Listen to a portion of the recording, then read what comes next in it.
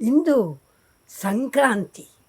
ಮನಸ್ಸು ನೆನಪಿನ ದೋಣಿಯಲ್ಲಿ ಕುಳಿತು ತೇಲಿ ತೇಲಿ ಹೋಗುತ್ತಿದೆ, ಸಂಭ್ರಮ ಪಡುತ್ತಿದೆ. ಬಾಲ್ಯವನ್ನು ನೆನೆದು ಖುಷಿ ಪಡುತ್ತಿದೆ. ಜನವರಿ ತಿಂಗಳು ಬಂದರೆ ನಮಗೆ ತುಂಬ ಸಂತೋಷ.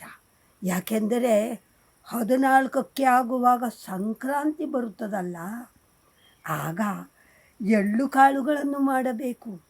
ಎಳ್ಳನ್ನು, ಒಳ್ಳೆಯ ಎಳ್ಳನ್ನು ತರಬೇಕು, ಸಕ್ಕರೆಯನ್ನು ತರಬೇಕು.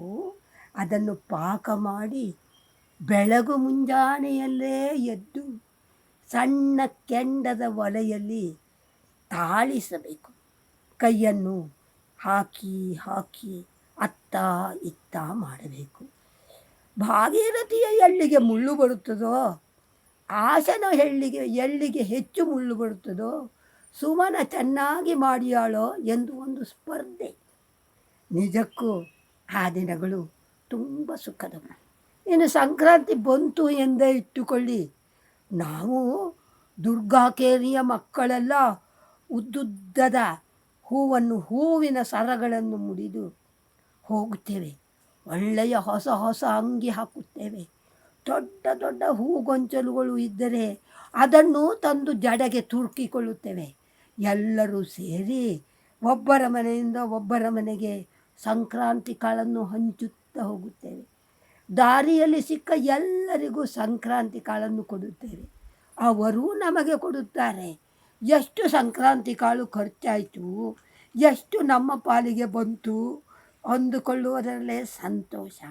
ನಿಜ, ಬಾಲ್ಯದಲ್ಲಿ ಎಲ್ಲ ಹಬ್ಬಗಳನ್ನು ಅನುಭವಿಸಬೇಕು, ಖುಷಿ ಪಡಬೇಕು, ಜೊತೆಯಾಗಿ ಹೋಗಿ ಸಂಭ್ರಮಿಸಬೇಕು.